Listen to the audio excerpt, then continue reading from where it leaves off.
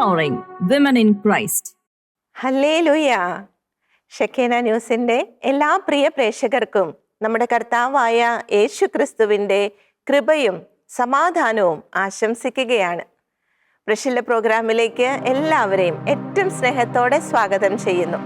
കഴിഞ്ഞ ആഴ്ച നമ്മൾ പഠിച്ചു നിർത്തിയത് പുതിയ നിയമത്തിൽ നമ്മൾ കണ്ടുമുട്ടുന്ന സീറോ ഫിനിഷ്യൻ സ്ത്രീയെ കുറിച്ചായിരുന്നു. കർത്താവ് വിശ്വാസത്തെ അംഗീകരിച്ച, കർത്താവിന്റെ അപ്രൂവൽ കിട്ടിയ ഒരു വ്യക്തിയായിരുന്നു സീറോ ഫിനിഷ്യൻ സ്ത്രീ. നമുക്കറിയാം, യേശുവിനെ കുറിച്ച് കേട്ടപ്പോൾ യേശുവിന്റെ പിറകെ പോയി അവിടെ സമൂഹത്തിന്റെ ഇടയിലേക്ക് കടന്നു ചെന്ന് പ്രതിസന്ധികളും പ്രതികൂലങ്ങളിലൂടെ ഒക്കെ നടന്ന് കർത്താവിൽ നിന്ന് അനുഗ്രഹം നേടിയെടുത്തവളായിരുന്നു സീറോ ഫിനിഷ്യൻ സ്ത്രീ. സങ്കീർത്തകനായ ദാവീദ് 119 അധ്യായം 74 വാക്യത്തിൽ ഇപ്രകാരം പറയുന്നുണ്ട്: അങ്ങയുടെ ഭക്തർ എന്നെ കണ്ട് സന്തോഷിക്കും, എന്തെന്നാൽ ഞാൻ അങ്ങയുടെ വചനത്തിൽ പ്രത്യാശയർപ്പിച്ചു. ഈ വചനം അക്ഷരാർത്ഥത്തിൽ ഈ സീറോ ഫിനിഷ്യൻ സ്ത്രീയിൽ നിറവേറിയതായി നമുക്ക് കാണാൻ സാധിക്കും. കർത്താവിൽ പ്രത്യാശ അർപ്പിച്ചുകൊണ്ട് നടക്കുന്ന ഒരുവളായിരുന്നു ആ സീറോ ഫിനിഷ്യൻ സ്ത്രീ. അതിനനുസരിച്ച് അനുഗ്രഹം അവൾ മേടിക്കുകയും ചെയ്തു. തൻ്റെ കുഞ്ഞിന്റെ രോഗം, ആ അശുദ്ധാത്മാവ് ബാധിച്ച അവസ്ഥയിൽ നിന്ന് പൂർണ്ണമായും അവൾക്ക് തൻ്റെ കുഞ്ഞിനെ പുറത്തു കൊണ്ടുവരാൻ സാധിച്ചു. കർത്താവിൽ നിന്നും ആ ഒരു കൃപ അവൾ മേടിച്ചെടുക്കുകയാണ്. ഈ വചനം പറയുന്നത് പോലെ കർത്താവിന്റെ ഭക്തർ എക്കാലത്തും അവളെ കണ്ട് സന്തോഷിക്കുക തന്നെ ചെയ്യും. എൻ്റെ പ്രിയ സഹോദരങ്ങളെ, നമുക്ക് പ്രാർത്ഥിക്കാനായി ഒരുങ്ങാം. സീറോ ഫിനിഷ്യൻ സ്ത്രീയിൽ ഉണ്ടായിരുന്ന ആ ഒരു വിശ്വാസം, ആ ഒരു വിശ്വാസത്തിന്റെ തലത്തിലേക്ക് ഉയരുവാനുള്ള കൃപ നമുക്ക് കർത്താവിനോട് ചോദിക്കാം. പ്രതിസന്ധികളും പ്രതികൂലങ്ങളും ഒക്കെ ഉള്ളപ്പോൾ എല്ലാം മാറ്റിവെച്ച് കർത്താവിൽ മാത്രം പ്രത്യാശ അർപ്പിച്ചുകൊണ്ട്, കർത്താവിൽ മാത്രം ആശ്രയിച്ചുകൊണ്ടാണ് അവൾ മുന്നോട്ട് പോയത്. ആ ഒരു കൃപയ്ക്ക് വേണ്ടി നാം ആയിരിക്കുന്നിടത്തിരുന്ന് നമുക്ക് പ്രാർത്ഥിക്കാം. ഒപ്പം തന്നെ ഇന്നത്തെ നമ്മുടെ ശുശ്രൂഷയെ പരിശുദ്ധാത്മാവിന്റെ കരങ്ങളിലേക്ക് നമുക്ക് ഏൽപ്പിച്ച് പ്രാർത്ഥിക്കാം. ശുശ്രൂഷയിലൂടെ കർത്താവ് ആഗ്രഹിക്കുന്നത് സ്വീകരിക്കുവാനുള്ള ആ ഒരു കൃപയ്ക്ക് വേണ്ടി നമുക്ക് പ്രാർത്ഥിച്ചുകൊണ്ട് നാം ആയിരിക്കുന്നിടത്തിരുന്ന് കർത്താവിനെ നമുക്ക് സ്തുതിച്ച് ആരാധിക്കുവാനായിട്ട് ഒരുങ്ങാം. Hallelujah, hallelujah. ഈശോയെ, ഞങ്ങൾ അങ്ങേ ആരാധിക്കുന്നു. ഹല്ലേലൂയ. ദൈവം നിന്നെ കൈവിടുകയില്ല, ദൈവം നിന്നെ കാണാതിരിക്കില്ല. വിശ്വസിക്കുന്ന കർത്താവേ, ദൈവം നിന്നെ കൈവിടുകയില്ല, ദൈവം നിന്നെ കാണാതിരിക്കില്ല. ദൈവം കണ്ണുനീർ മാറി കടന്നു പോകുകില്ല, ദൈവം അത്ഭുതം പ്രവർത്തിക്കുവാൻ മടിക്കുകയില്ല. ദൈവം കണ്ണുനീർ മാറി കടന്നു പോകുകില്ല, ദൈവം അത്ഭുതം പ്രവർത്തിക്കുവാൻ മടിക്കുകയില്ല. ദൈവത്തോട് നിലവിളിച്ചാൽ, നീ കണ്ണീരോടെ പ്രാർത്ഥിച്ചെന്നാൽ ദൈവം താഴേക്ക് ഇറങ്ങി വരും, വന്ന് നിന്നോട് ചേർന്നു നിൽക്കും. നീ ദൈവത്തോട് നിലവിളിച്ചാൽ, നീ കണ്ണീരോടെ പ്രാർത്ഥിച്ചെന്നാൽ ദൈവം താഴേക്ക് ഇറങ്ങി വരും, വന്ന് നിന്നോട് ചേർന്നു നിൽക്കും. ഞങ്ങൾ വിശ്വസിക്കുന്ന കർത്താവേ, ഞങ്ങളുടെ കണ്ണുനീരിനെ മറികടന്ന് അങ്ങ് ഒരിക്കലും പോവുകയില്ലെന്ന് കർത്താവേ ഞങ്ങൾ വിശ്വസിക്കുന്നു. ഞങ്ങളുടെ നിലവിളികൾ ഒരിക്കലും കേൾക്കപ്പെടാതിരിക്കുകയില്ലെന്ന് കർത്താവേ ഞങ്ങൾ വിശ്വസിക്കുന്നു. ഏറ്റുപറയുന്നു ഈശോയെ. Hallelujah, hallelujah. ഈശോയെ ആരാധന. ശത്രുവേ ഭയന്നു നീ മാറിടേണ്ട, ദൈവശക്തിയിൽ നന്നെ ബലപ്പെടുക. ദൈവകരങ്ങൾ നിന്റെ അരികിലുണ്ട്, ദൈവചെയ്തി ആരാലും തടുക്കുകയില്ല. ശത്രുവേ ഭയന്നു നീ മാറിടേണ്ട, ദൈവശക്തിയിൽ നന്നെ ബലപ്പെടുക. ദൈവകരങ്ങൾ നിന്റെ അരികിലുണ്ട്, ദൈവചെയ്തി ആരാലും തടുക്കുകയില്ല. നീ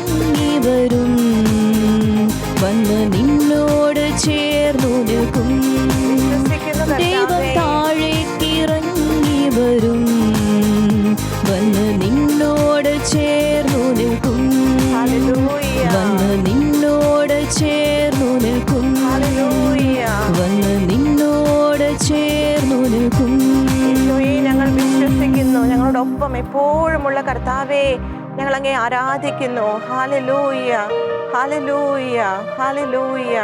കർത്താവേ, ഞങ്ങളങ്ങേ ആരാധിക്കുന്നു. Hallelujah, hallelujah. പരിശുദ്ധ അമ്മേ മാതാവേ, തിരുവചനത്തിൽ ഞങ്ങൾ കേട്ടതുപോലെ ദൈവഭക്തരെ കാലത്തും കണ്ട് സന്തോഷിക്കുന്ന ഞങ്ങളുടെ പ്രിയപ്പെട്ട അമ്മേ, ഈശോയുടെ കൃപയിൽ അധികമായി വളർന്നു വരുവാൻ ഞങ്ങൾക്ക് ഓരോരുത്തർക്കും വേണ്ടി അമ്മയെ പ്രാർത്ഥിക്കണമേ. വിശുദ്ധ യോസേപ്പ് പിതാവേ, തിരുകുടുംബത്തിൻ്റെ പാലക, ഞങ്ങളുടെ കുടുംബങ്ങൾ കർത്താവിന് സന്തോഷം നൽകുന്ന കുടുംബങ്ങളായി മാറുവാനായിട്ട് യോസേപ്പ് പിതാവേ പ്രാർത്ഥിക്കണമേ. നമുക്ക് ചേർന്ന് പ്രാർത്ഥിക്കാം. നന്മ നിറഞ്ഞ മറിയമേ സ്വസ്തി, കർത്താവ് അങ്ങയോടുകൂടെ സ്ത്രീകളിൽ അങ്ങ് അനുഗ്രഹിക്കപ്പെട്ടവളാകുന്നു. അങ്ങയുടെ ഉദരത്തിൻ ഫലമായി ഈശോ അനുഗ്രഹിക്കപ്പെട്ടവനാകുന്നു. പരിശുദ്ധ മറിയമേ, തമ്പുരാന്റെ അമ്മേ, പാപികളായ ഞങ്ങൾക്ക് വേണ്ടി ഇപ്പോഴും ഞങ്ങളുടെ മരണസമയത്തും തമ്പുരാനോട് അപേക്ഷിക്കണമേ. ആമേൻ, ആമേൻ. യേശു ക്രിസ്തുവിൽ എൻ്റെ പ്രിയ സഹോദരങ്ങളെ, നമ്മൾ പരിശുദ്ധ ബൈബിളിൽ കണ്ടുമുട്ടുന്ന ജ്ഞാനം കൊണ്ട് ഭവനത്തെ പണിതുയർത്തിയ സ്ത്രീകളെയും അതുപോലെ സ്വന്തം ജ്ഞാനമില്ലായ്മ കൊണ്ട് സ്വന്തം കൈകൊണ്ട് അവനവൻ്റെ കുടുംബത്തെ തകിടം മറിച്ച തകർത്ത് കളഞ്ഞ സ്ത്രീകളെയും കുറിച്ചൊക്കെ നമ്മൾ പഠിക്കുകയുണ്ടായി. ഇതിൽ കുറെ പേരുടെയൊക്കെ പേരുകൾ കർത്താവ് നമുക്ക് വെളിപ്പെടുത്തി തന്നിട്ടില്ല. ഇപ്പൊ അവസാനം നമ്മൾ പഠിച്ച സീറോ ഫിനീഷ്യൻ സ്ത്രീ, അവളുടെ പേരെന്താണെന്ന് നമുക്കറിയത്തില്ല. അതുപോലെ ഒട്ടനവധി സ്ത്രീകളുടെ പേര് കർത്താവ് വെളിപ്പെടുത്തിയിട്ടില്ല. അതുപോലെ ഒരാളെ കുറിച്ചാണ് ഇന്ന് നമ്മൾ പഠിക്കുവാനായിട്ട് ആരംഭിക്കുന്നത്. പഴയ നിയമത്തിൽ രാജാക്കന്മാരുടെ 2-ാം പുസ്തകത്തിൽ 4-ാം അധ്യായത്തിലും 8-ാം അധ്യായത്തിലും നമ്മൾ കണ്ടുമുട്ടുന്ന ശൂനേംകാരി സ്ത്രീയെ കുറിച്ച്. അവളുടെ വീടായിരിക്കുന്ന സ്ഥലത്തിന്റെ പേരാണ് ശൂനേം എന്നത്. അങ്ങനെ ശൂനേംകാരി സ്ത്രീ എന്നവൾക്ക് പേര് ലഭിക്കുകയാണ്. ആ ഒരു സ്ത്രീയിലൂടെ, ആ ഒരു കഥാപാത്രത്തിലൂടെ എന്തൊക്കെയാണ് കർത്താവ് നമ്മോട് സംസാരിക്കുന്നതെന്ന് നമ്മൾ ചിന്തിക്കാനായി പോകുകയാണ്. നമുക്കറിയാം, ഏലിയ പ്രവാചകന്റെ കാലത്ത് അദ്ദേഹത്തിന്റെ ശുശ്രൂഷയ്ക്ക് കർത്താവ് ഉപയോഗിച്ച ഒരു സ്ത്രീയായിരുന്നു സറേഫാത്തിലെ വിധവ. അതുപോലെ എലീശ പ്രവാചകന്റെ കാലത്ത് അദ്ദേഹത്തിന്റെ ശുശ്രൂഷയുമായി ബന്ധപ്പെട്ടിട്ടാണ് ശൂനേംകാരി സ്ത്രീ കടന്നു വരുന്നത്. നമുക്ക് വചനഭാഗത്തേക്ക് കടന്നു ചെല്ലാം. രാജാക്കന്മാരുടെ 2-ാം പുസ്തകം 4-ാം അധ്യായം, അവിടെ 8-ാം തിരുവാക്യം നമുക്കൊന്ന് ശ്രദ്ധിക്കാം. ഒരിക്കൽ എലീശ ശൂനേമിൽ ചെന്നപ്പോൾ ഒരു ധനിക അവനെ ഭക്ഷണത്തിന് ക്ഷണിച്ചു. ഇവിടെയാണ് ശൂനേംകാരി സ്ത്രീയെ നമ്മൾ ആദ്യമായി കാണുന്നത്. എലീശ പ്രവാചകൻ ഇങ്ങനെ നടന്നു പോകുന്ന വഴിയെ ഈ സ്ത്രീ എലീശ പ്രവാചകനെ ശൂനേം പട്ടണത്തിൽ വെച്ച് കണ്ടുമുട്ടിയപ്പോൾ തന്റെ ഭവനത്തിലേക്ക് ഭക്ഷണത്തിന് ക്ഷണിക്കുകയാണ്. അതനുസരിച്ച് എലീശ പ്രവാചകൻ ആ ഭവനത്തിൽ ഭക്ഷണം കഴിക്കുകയുണ്ടായി. തുടർന്ന് വചനം പറയുകയാണ്, ആ വഴി കടന്നു പോകുമ്പോഴെല്ലാം അവൻ ഭക്ഷണത്തിന് ആ വീട്ടിൽ ചെല്ലുക പതിവായി. ഈ ഭാഗത്ത് നിന്ന് ശൂനേംകാരി സ്ത്രീയെ കുറിച്ച് നമുക്ക് എന്താണ് മനസ്സിലാവുക? അവൾ വളരെ ധനികയായ ഒരു സ്ത്രീയായിരുന്നു. സമ്പത്തിന് അവൾക്ക് യാതൊരു കുറവും ഉണ്ടായിരുന്നില്ല. സമൂഹത്തിൽ നല്ല നിലയുള്ള വിലയുള്ള ഒരു ബഹുമാനിയായ സ്ത്രീയായിരുന്നു ഈ ശൂനേംകാരി സ്ത്രീ. അവളുടെ ക്ഷണം അനുസരിച്ച് എലീശ ആ ഭവനത്തിലേക്ക് കടന്നു ചെന്നപ്പോൾ അവളുടെ സൽക്കാരവും അവളുടെ മര്യാദയും എല്ലാം കണ്ട് ആ വഴിയെ പോകുമ്പോഴെല്ലാം എലീശ പ്രവാചകൻ ആ ഭവനത്തിലേക്ക് ഭക്ഷണത്തിനായി കടന്നു ചെല്ലുക പതിവായി. ഇതിന്റെ അർത്ഥം എന്താണ്? വളരെ നല്ല സ്വഭാവമുള്ള, കർത്താവിനോട് ഭക്തിയുള്ള ഒരു സ്ത്രീയായിരുന്നു ഈ ശൂനേംകാരി സ്ത്രീ. അല്ലെങ്കിൽ ഒരു കാരണവശാലും എലീശായെ പോലുള്ള ഒരു പ്രവാചകൻ ആ ഭവനത്തിൽ വീണ്ടും വീണ്ടും കടന്നു ചെല്ലുക സാധ്യമല്ല. വളരെ കർക്കശക്കാരനായ ഒരു വ്യക്തിയായിരുന്നു എലീശ പ്രവാചകൻ.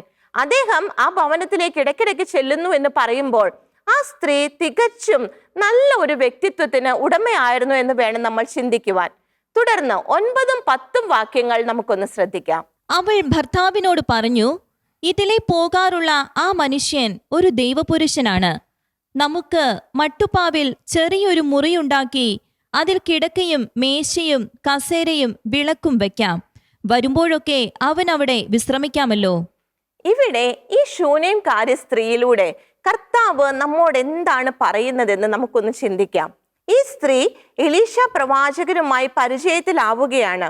തുടർന്ന് അവൾ ചെയ്ത കാര്യം എന്തായിരുന്നു? അവൾ തൻ്റെ ഭർത്താവുമായി ഇതെല്ലാം പങ്കുവയ്ക്കുകയാണ്. ആ മനുഷ്യൻ ഒരു ദൈവ പുരുഷനാണ്.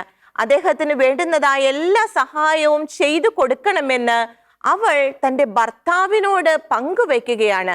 അവർ ഒരുമിച്ച് ആ ഒരു തീരുമാനത്തിലേക്ക് എത്തുകയാണ്. അവിടെ ആ സ്ത്രീക്ക് ഇതെല്ലാം തന്നെ ചെയ്യാനുള്ള സാധ്യതകളുണ്ട്. എന്നാൽ എല്ലാം ഭർത്താവിന്റെ അംഗീകാരത്തോടെ ഭർത്താവിനോട് പറഞ്ഞ് ചെയ്യുന്ന ഒരു സ്ത്രീയെ നമ്മൾ ഇവിടെ കാണുന്നത്. നമുക്ക് നമ്മുടെ സമൂഹത്തിലേക്കും നമ്മുടെ കുടുംബങ്ങളിലേക്കും ഒക്കെ കടന്നു വരാം. കർത്താവിനെ തിരിച്ചറിഞ്ഞ നിമിഷം മുതൽ നമ്മൾ നമുക്ക് തോന്നുന്ന വഴിയെ പോകുന്നവരാണെങ്കിൽ ശൂനേംകാരി സ്ത്രീ നമുക്ക് വലിയ ഒരു മുന്നറിയിപ്പാണ് തരുന്നത്. കർത്താവിനെ അറിഞ്ഞവർ അത് പങ്കുവെച്ച് ജീവിത പങ്കാളിയുമായി പങ്കുവെച്ച് വേണ്ടുന്നതായ തീരുമാനങ്ങൾ എടുക്കാനാണ് ശൂനേംകാരി സ്ത്രീ ഇവിടെ നമുക്ക് കാണിച്ചു തരുന്നത്. മാത്രമല്ല ഇവിടെ അവളിൽ വലിയൊരു കാര്യം നമുക്ക് കാണാൻ സാധിക്കും. അവൾ എലീശ പ്രവാചകൻ ഒരു ദൈവ പുരുഷനാണെന്ന് തിരിച്ചറിയുകയാണ്. ആ കാലത്ത് വ്യാജ പ്രവാചകന്മാരുണ്ടായിരുന്നു, തെറ്റിദ്ധരിക്കുന്നവരുണ്ടായിരുന്നു. എന്നാൽ തങ്ങളുടെ ഭവനത്തിൽ കടന്നു വരുന്ന ആ വ്യക്തി, അദ്ദേഹം ഒരു ദൈവ പുരുഷനാണെന്ന്, കർത്താവിന്റെ പ്രവാചകനാണെന്ന് അവൾ തൻ്റെ വിവേകത്തിൽ ജ്ഞാനത്തിൽ തിരിച്ചറിയുകയാണ്. നമ്മുടെ സമൂഹത്തിൽ നാം ഓരോരുത്തർക്കും വളരെ അത്യാവശ്യമായി വേണ്ട ഒരു കാര്യമാണ് കർത്താവ് ഇവിടെ നമുക്ക് കാണിച്ചു തരുന്നത്. എലീശ പ്രവാചകനിലെ കർത്താവിന്റെ സാന്നിധ്യത്തെ അവൾ തിരിച്ചറിയുകയായിരുന്നു. അദ്ദേഹം സത്യസന്ധനായ ഒരു മനുഷ്യനാണെന്ന്, ദൈവപുരുഷനാണെന്ന് അവൾ തിരിച്ചറിയുകയായിരുന്നു. അവൾക്കത് സാധിച്ചത് ജ്ഞാനത്തിൽ അവൾ നിറഞ്ഞു നിന്നിരുന്നത് കൊണ്ടാണ്. നമ്മൾ പഠിച്ചതാണ് ജ്ഞാനമുള്ള സ്ത്രീ തൻ്റെ ഭവനത്തെ പണിതുയർത്തുന്നു എന്ന്. ഇവിടെ ശൂനേംകാരി സ്ത്രീ ജ്ഞാനത്തിൽ നിന്നുകൊണ്ടാണ് പ്രവർത്തിക്കുന്നത്. ജ്ഞാനത്തോടെയാണ് അവളുടെ പ്രവർത്തനങ്ങൾ മുന്നോട്ട് പോകുന്നത്. അപ്പോഴാണ് അത് ആ കുടുംബത്തിന് അനുഗ്രഹമായി മാറിയത്. ജ്ഞാനത്തോടെ അവൾ തീരുമാനമെടുക്കുകയാ അതൊരു ദൈവ പുരുഷനാണെന്ന്. തൻ്റെ ഭർത്താവിനോട് അവൾ എല്ലാം പങ്കുവയ്ക്കുകയാണ്. അദ്ദേഹവുമായി ഷെയർ ചെയ്തിട്ട് അവർ ഒരു തീരുമാനത്തിലെത്തി ഈ ദൈവപുരുഷൻ ആവശ്യമായ സഹായങ്ങളെല്ലാം ചെയ്തു കൊടുക്കണമെന്ന്. ആ മട്ടുപ്പാവിൽ അദ്ദേഹത്തിന് വേണ്ടി ഒരു മുറി ഒരുക്കുകയാണ്. മുറിയിൽ ആവശ്യമായ കാര്യങ്ങളെല്ലാം അവർ ഒരുമിച്ച് ഒരുക്കി കൊടുക്കുകയാണ്. അവർ ഒരുമിച്ച് ദൈവപുരുഷന് ശുശ്രൂഷ ചെയ്യുകയാണ്. ജ്ഞാനത്തോടെ ആ സ്ത്രീ അവിടെ പെരുമാറിയത് കൊണ്ട് ആ കുടുംബത്തിന് വലിയൊരു അനുഗ്രഹം കടന്നു വരുന്നതാണ് നമ്മൾ കാണുന്നത്.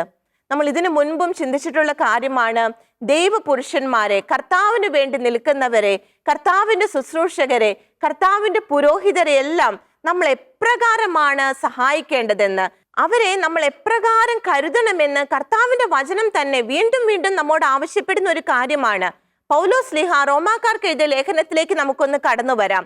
പുതിയ നിയമസഭയിൽ നമുക്ക് വളരെ ശ്രേഷ്ഠകരമായി കണ്ടെത്താൻ കഴിയുന്ന ഒരു സ്വഭാവമായിരുന്നു ദൈവ ശുശ്രൂഷകരെ ബഹുമാനിക്കുക എന്നുള്ളത്. കർത്താവിന് വേണ്ടി നിൽക്കുന്ന ജീവിതങ്ങൾക്ക് ആവശ്യമായ എല്ലാ സഹായങ്ങളും ചെയ്തു കൊടുക്കുക എന്നത് ആദിമ സഭാ സമൂഹത്തിന്റെ വലിയൊരു പ്രത്യേകതയായിരുന്നു. പൗലോസ് ശ്ലീഹ ഇവിടെ ദൈവ ശുശ്രൂഷകയായിരുന്ന ഫോയ്ബയെ കുറിച്ച് പറയുന്നുണ്ട്. നമുക്ക് 16-ാം അധ്യായം അവിടെ 1-ാം തിരുവാക്യം ഒന്ന് ശ്രദ്ധിക്കാം. കെങ്കരയിലെ സഭയിൽ ശുശ്രൂഷകയായ നമ്മുടെ സഹോദരി ഫോയ്ബയെ നിങ്ങൾക്ക് ഞാൻ ഭരമേൽപ്പിക്കുന്നു. ഇവിടെ പൗലോസ് ശ്ലീഹ തന്റെ സഹശുശ്രൂഷകയായിരുന്ന ഫോയ്ബയെ ആ സഭയ്ക്ക് ഭരമേൽപ്പിക്കുകയാണ്. എന്താണ് അതിനർത്ഥം? ആ ശുശ്രൂഷകയ്ക്ക് ആവശ്യമായ എല്ലാ കാര്യങ്ങളും ആ സഭ ചെയ്തു കൊടുക്കണമെന്ന പൗലോസ് ശ്ലീഹ അവിടെ ഉദ്ദേശിക്കുന്നത്. 2-ാം വാക്യത്തിൽ അദ്ദേഹം അത് കൂടുതൽ വ്യക്തമാക്കി പറയുന്നുണ്ട്. വിശുദ്ധർക്ക് ഉചിതമായ വിധം കർത്താവിൽ നിങ്ങൾ അവളെ സ്വീകരിക്കണം. അവൾക്ക് ആവശ്യമുള്ള ഏതു കാര്യത്തിലും അവളെ സഹായിക്കണം. എന്തെന്നാൽ അവൾ പലരെയും എന്ന പോലെ എന്നെയും സഹായിച്ചിട്ടുണ്ട്. ഫോയ്ബയെ കുറിച്ച് പൗലോസ് ശ്ലീഹയാ പറയുന്നത്, അവളെ എല്ലാ രീതിയിലും നിങ്ങൾ സഹായിക്കണമെന്ന്. ശുശ്രൂഷകരെ നമ്മൾ എപ്രകാരമാണ് കരുതേണ്ടതെന്ന് പൗലോസ് ശ്ലീഹ വളരെ വ്യക്തമാക്കി നമുക്ക് തരുന്നുണ്ട്. നമ്മൾ പഠിച്ച ഒത്തിരിയേറെ ശുശ്രൂഷകരുണ്ട്. നമുക്കറിയാം ലീദിയയെ കുറിച്ച്. പട്ടുവിൽപ്പനക്കാരിയായിരുന്നു ലീദിയ. അവൾ എപ്രകാരമാണ് കർത്താവിന്റെ ശുശ്രൂഷകരെ ബഹുമാനിച്ചതെന്ന്, അവർക്ക് വേണ്ടി നിലകൊണ്ടതെന്ന് നമുക്കറിയാം.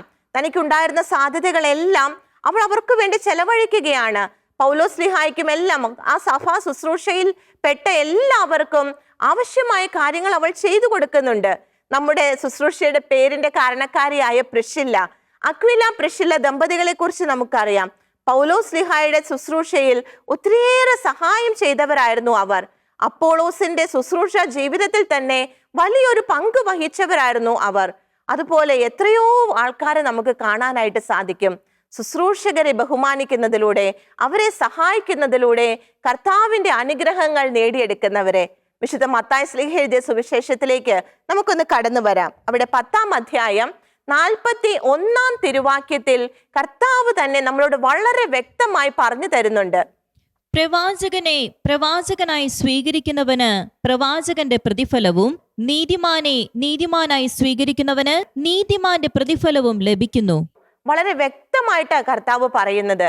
പ്രവാചകനെ, ദൈവ ശുശ്രൂഷകനെ, കർത്താവിന് വേണ്ടി നിലപാടുകൾ എടുക്കുന്നവരെ ആ രീതിയിൽ കാണുമ്പോൾ, ആ രീതിയിൽ അവർക്ക് നമ്മൾ ഒരു സഹായമായി മാറുമ്പോൾ അവർക്ക് ലഭിക്കുന്ന അതേ പ്രതിഫലം തന്നെ ലഭിക്കുമെന്നാ കർത്താവ് നമ്മോട് വാഗ്ദാനം ചെയ്യുന്നത്. എത്രയോ വലിയ വാഗ്ദാനമാ കർത്താവ് നൽകുന്നത്. ഇവിടെ ശൂനേംകാരി സ്ത്രീ നമുക്ക് കാണിച്ചു തന്ന വലിയൊരു കാര്യം എന്താണ്? ദൈവപുരുഷനെ കൃത്യമായി അവൾ വിവേചിച്ചറിയുകയാണ്. ആ ദൈവപുരുഷൻ സത്യസന്ധനാണെന്ന്, പ്രവാചകനാണെന്ന്, കർത്താവിൽ നിന്നുള്ളവനാണെന്ന് അവൾ തിരിച്ചറിയുന്നതായിട്ട് നമ്മൾ കാണുന്നുണ്ട്. വിശുദ്ധ യോഹന്നാൻ ശ്ലീഹ എഴുതിയ 1-ാം ലേഖനം, അവിടെ 4-ാം അധ്യായം 1-ാം തിരുവാക്യത്തിലേക്ക് നമുക്കൊന്ന് കടന്നു വരാം. നമ്മളുടെ വിവേചന ശക്തിയുടെ ആവശ്യകതയെക്കുറിച്ചാ യോഹന്നാൻ ശ്ലീഹ അവിടെ പറഞ്ഞു തരുന്നത്. പ്രിയപ്പെട്ടവരെ, എല്ലാ ആത്മാക്കളെയും നിങ്ങൾ വിശ്വസിക്കരുത്. ആത്മാക്കളെ പരിശോധിച്ച് അവ ദൈവത്തിൽ നിന്നാണോ എന്ന് വിവേചിക്കുവിൻ. പല വ്യാജ പ്രവാചകന്മാരും ലോകത്തിലെങ്ങും പ്രത്യക്ഷപ്പെട്ടിരിക്കുന്നു. നാം ആയിരിക്കുന്ന കാലഘട്ടത്തിൽ കർത്താവ് നാം ഓരോരുത്തർക്കും തരുന്ന വലിയൊരു മുന്നറിയിപ്പാണത്. നമ്മൾ പരിശുദ്ധാത്മാവിൽ നിന്ന് ജ്ഞാനം സ്വീകരിച്ച് വിവേകത്തോടെ വേണം ദൈവത്തിന്റെ പ്രവാചകനാണോ അല്ലയോ എന്നുള്ളത്. വ്യാജ പ്രവാചകന്മാർ ഒത്തിരി ഉള്ള സമയമാണ്. അവർ എപ്രകാരമുള്ളവരാണ് നമ്മുടെ മുമ്പിൽ ആയിരിക്കുന്നതെന്ന് തിരിച്ചറിഞ്ഞിട്ട് വേണം നമ്മൾ മുന്നോട്ട് പോകുവാനായിട്ട്. നമ്മൾ വളരെ വിവേചന ശക്തി ഉപയോഗിക്കുന്നവരാകണമെന്ന യോഹന്നാൻ ശ്ലീഹ ഇവിടെ പറഞ്ഞു തരുന്നത്. എങ്ങനെയാണ് ശരിക്കുള്ള പ്രവാചകനാണോ തെറ്റായ പ്രവാചകനാണോ എന്ന് തിരിച്ചറിയാൻ സാധിക്കുന്നതെന്ന് വിശുദ്ധ മത്തായി ശ്ലീഹ നമുക്ക് പറഞ്ഞു തരുന്നുണ്ട്. 7-ാം അധ്യായത്തിലേക്ക് നമുക്ക് കടന്നു വരാം. അവിടെ 16-ാം തിരുവാക്യത്തിൽ കർത്താവ് വളരെ വ്യക്തമായി പറഞ്ഞു തരികയാണ്, ഫലങ്ങളിൽ നിന്ന് അവരെ മനസ്സിലാക്കാം. ഫലങ്ങളിൽ നിന്ന് അവരെ മനസ്സിലാക്കാം. മുൾച്ചെടിയിൽ നിന്ന് മുന്തിരിപ്പഴമോ, മുൾച്ചെടിയിൽ നിന്ന് മുന്തിരിപ്പഴമോ, ഞെരിഞ്ഞലിൽ നിന്ന് അത്തിപ്പഴമോ പറിക്കാറുണ്ടോ? ഞെരിഞ്ഞിലിൽ നിന്ന് അത്തിപ്പഴമോ പറിക്കാറുണ്ടോ? എന്റെ പ്രിയ സഹോദരങ്ങളെ, നമുക്ക് ശൂനേംകാരിയിലേക്ക് തന്നെ വരാം. അവൾ എങ്ങനെയാണ് എലീശ പ്രവാചകൻ ഒരു സത്യപ്രവാചകനാണെന്ന്, ദൈവപുരുഷനാണെന്ന് തിരിച്ചറിഞ്ഞത്? എലീശ പ്രവാചകൻ അവരുടെ വീട്ടിൽ പലതവണ വന്നിരുന്നു. ഫലങ്ങൾ അവൾ ശ്രദ്ധിച്ചു. എലീശ പ്രവാചകൻ നൽകുന്ന ഫലങ്ങൾ എന്താണെന്ന് അവൾ ശ്രദ്ധിച്ചു. ആ ഫലങ്ങളിൽ നിന്നാണ് ഇത് സത്യത്തിൽ കർത്താവിൽ നിന്നുള്ള ഒരു വ്യക്തിയാണെന്ന്, ദൈവപുരുഷനാണെന്ന് അവൾ തിരിച്ചറിഞ്ഞത്. നമ്മോടും കർത്താവ് അത് തന്നെയാ പറയുന്നത്.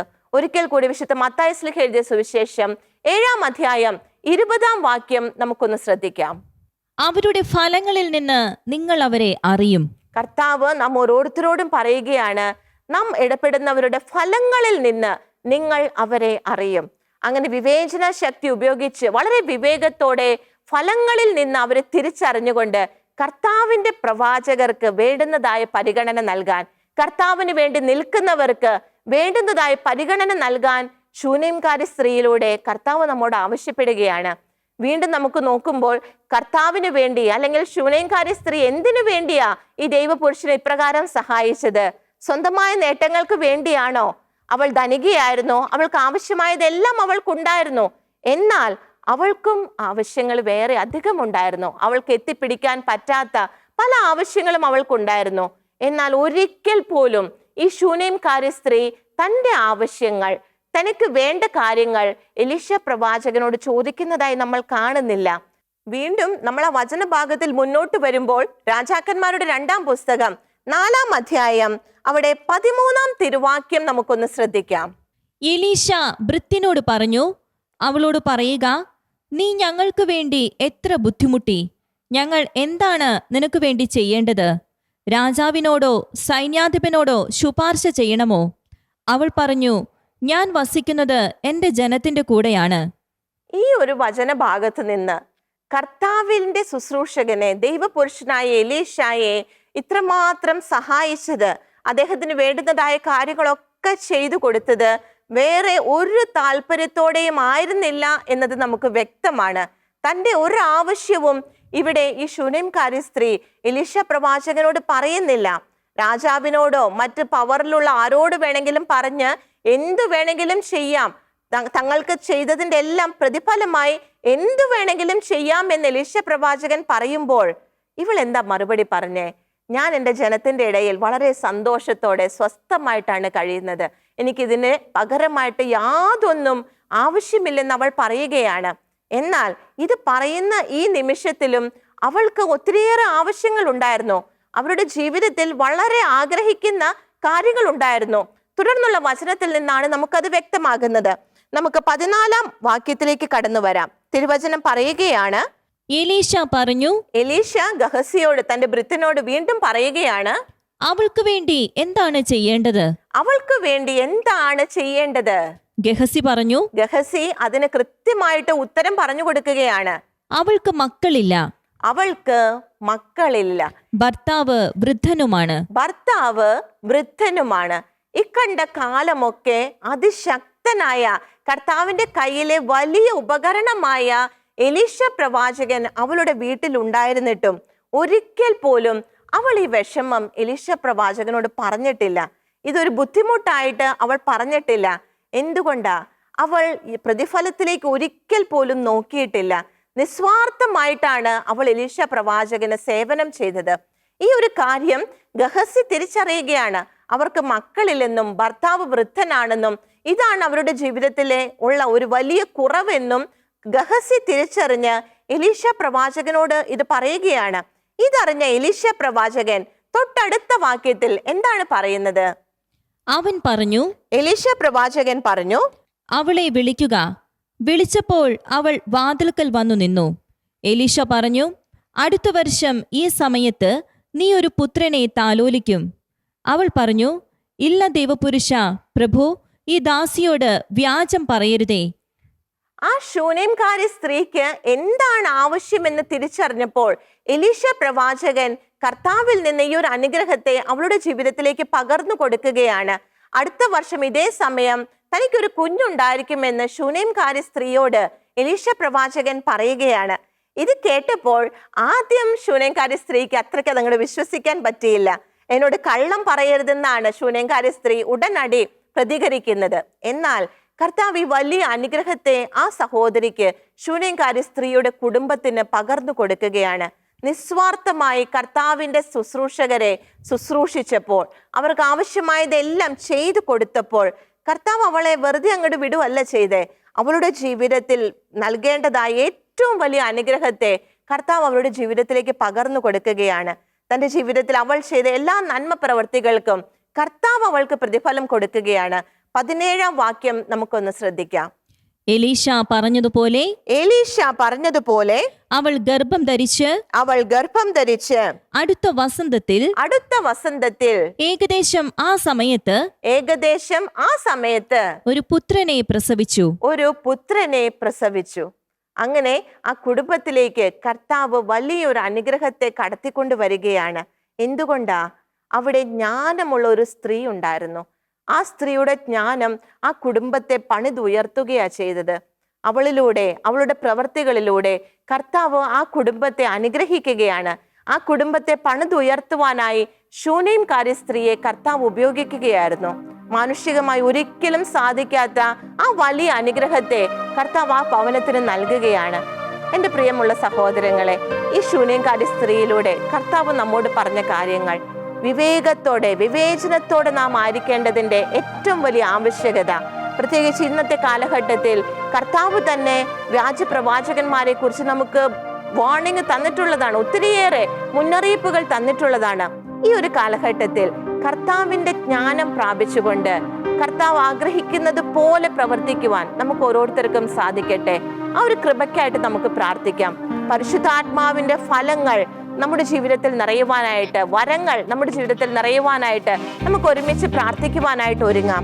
ശൂനേംകാരി സ്ത്രീയിലൂടെ കർത്താവ് പറഞ്ഞതുപോലെ ജ്ഞാനമുള്ളവരായി, വിവേകമുള്ളവരായി, വിവേചിച്ചുകൊണ്ട് കാര്യങ്ങളെ തിരിച്ചറിയുന്നവരായി മാറാൻ നമുക്ക് ഓരോരുത്തർക്കും കർത്താവിന്റെ ആത്മാവിന്റെ അഭിഷേകം ആവശ്യമാണ്. ആ ഒരു കൃപയ്ക്ക് വേണ്ടി നമുക്ക് പ്രാർത്ഥിക്കാം. നാം ആയിരിക്കുന്നിടത്തിരുന്ന് പരിശുദ്ധാത്മ അഭിഷേകത്തിന് വേണ്ടി നമുക്ക് ദാഹത്തോടെ പ്രാർത്ഥിക്കാം. Hallelujah, hallelujah, hallelujah. പോലെ പരിശുദ്ധാത്മാവേ പറന്നിറങ്ങിയിടണമേ. അഭിഷേകം ചെയ്യണമേ ആത്മാവേ. അഭിഷേകം, അഗ്നിയാഭിഷേകം ഞങ്ങൾക്കിന്നും നൽകിടണേ. ഹല്ലേലൂയ. തൂമഞ്ഞു പോലെ പരിശുദ്ധാത്മാവേ പറന്നിറങ്ങിയിടണമേ. പരിശുദ്ധാത്മാവേ. പുതിയ അഭിഷേകം, അഗ്നിയാഭിഷേകം ഞങ്ങൾക്കിന്നും നൽകിടണേ. ഹല്ലേലൂയ. സിഹിയോൻ ശാലയിലിറങ്ങിയപ്പോൾ ശിഷ്യരിൽ അഗ്നി പകർന്നതുപോൽ, സിഹിയോൻ ശാലയിലിറങ്ങിയപ്പോൾ ശിഷ്യരിൽ അഗ്നി പകർന്നതുപോൽ ആത്മനദിയായൊഴുകണമേ, ആത്മസ്നാനം നൽകണമേ. ആത്മനദിയായൊഴുകണമേ, ആത്മസ്നാനം നൽകണമേ. പരിശുദ്ധാത്മാവേ അഭിഷേകം ചെയ്യണമേ. ഞങ്ങൾ ഏൽപ്പിച്ചിരിക്കുന്ന ഉത്തരവാദിത്തപ്പെട്ട മേഖലകളിൽ ജ്ഞാനത്തോടെ നിൽക്കുവാൻ പരിശുദ്ധാത്മാവേ അഭിഷേകം ചെയ്യണമേ. വിവേകത്തോടെ പെരുമാറുവാൻ പരിശുദ്ധാത്മാവേ അഭിഷേകം ചെയ്യണമേ. കുടുംബത്തിനൊരു അനുഗ്രഹമായി മാറുവാൻ പരിശുദ്ധാത്മാവേ അഭിഷേകം ചെയ്യണമേ. Hallelujah, hallelujah. യേശുവേ അഭിഷേകം ചെയ്യണമേ. ആദിമസഭയെ അത്ഭുതകരമായി അഭിഷേകത്തിൽ നയിച്ചതുപോൽ, ഹല്ലേലൂയ. ദർശന പ്രവചന ജ്ഞാനവരത്തിൻ പുതിയ അഭിഷേകം പകരുവാൻ. ആദിമസഭയെ അത്ഭുതകരമായി അഭിഷേകത്തിൽ നയിച്ചതുപോൽ, ദർശന പ്രവചന ജ്ഞാനവരത്തിൻ പുതിയ അഭിഷേകം പകരുവാൻ. ഹല്ലേലൂയ. ഈ നൂറ്റാണ്ടിനിണങ്ങും ദാനഫലങ്ങളുമായി നീ വരണേ. ആമേൻ. ഈ നൂറ്റാണ്ടിനിണങ്ങും ദാനഫലങ്ങളുമായി നീ വരണേ. അഭിഷേകം ചെയ്യണമേ ആത്മാവേ. കൃപയായി വരണേ, പറന്നിറങ്ങണമേ. പരിശുദ്ധാത്മാവേ. കൃപയായി വരണേ, പറന്നിറങ്ങണമേ. ഹല്ലേലൂയ. സിഹിയോൻ ശാലയിലിറങ്ങിയപ്പോൾ ശിഷ്യരിൽ അഗ്നി പകർന്നതുപോൽ ആത്മനദിയായൊഴുകണമേ, ആത്മസ്നാനം നൽകണമേ. പരിശുദ്ധാത്മാവേ. ആത്മനദിയായൊഴുകണമേ, ഹല്ലേലൂയ. ആത്മസ്നാനം നൽകണമേ. ഹല്ലേലൂയ. ആത്മനദിയായൊഴുകണമേ, പരിശുദ്ധാത്മാവേ. ആത്മസ്നാനം നൽകണമേ. ഹല്ലേലൂയ. ആത്മസ്നാനം ഹല്ലേലൂയ. പരിശുദ്ധാത്മാവേ ഞങ്ങളുടെ മേൽ വരണമേ. ഞങ്ങളെ അഭിഷേകം ചെയ്യണമേ. ജ്ഞാനത്താൽ ഞങ്ങളെ നയിക്കണമേ. കർത്താവിന്റെ ഹിതത്തെ തിരിച്ചറിയുവാനുള്ള കൃപ ഞങ്ങൾക്ക് നൽകണമേ. വിവേകത്തോടെ നടക്കുവാൻ പരിശുദ്ധാത്മാവേ ഞങ്ങളെ സഹായിക്കണമേ. അഭിഷേകം ചെയ്യണമേ, അഭിഷേകം ചെയ്യണമേ. Hallelujah, hallelujah, hallelujah, hallelujah. പരിശുദ്ധാത്മാവേ ഞങ്ങളെ നയിക്കണമേ. പരിശുദ്ധാത്മാവേ അഭിഷേകം ചെയ്യണമേ. Hallelujah, hallelujah, hallelujah. ആമേൻ. എൻ്റെ പ്രിയ സഹോദരങ്ങളെ, ശൂന്യംകാരി സ്ത്രീയിലൂടെ കർത്താവ് നമ്മെ പഠിപ്പിച്ചതുപോലെ ജ്ഞാനത്താൽ നിറഞ്ഞ് കർത്താവ് ആഗ്രഹിക്കുന്നത് പോലെ മുന്നോട്ട് പോകുവാൻ നമുക്ക് ഓരോരുത്തർക്കും സാധിക്കട്ടെ.